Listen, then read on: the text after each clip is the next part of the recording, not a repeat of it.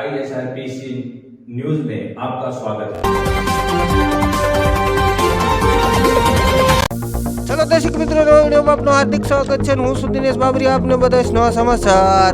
તો કેન્દ્રીય સરકારના રાજ્ય કક્ષાના અન્ય નાગરિક પુરવઠાના મંત્રી શ્રીમતી નીમુબેન બામણિયાએ રાજપરા ખોડિયાર મંદિર ખાતે દર્શન કર્યા હતા।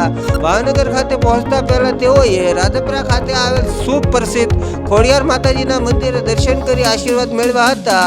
આ તકે તેઓ રાજપરા ખાતે ધારાસભ્ય શ્રી સર્વશ્રી જીતુભાઈ વાઘાણી સહિતના કાર્યકર્તા હાજર રહ્યા હતા।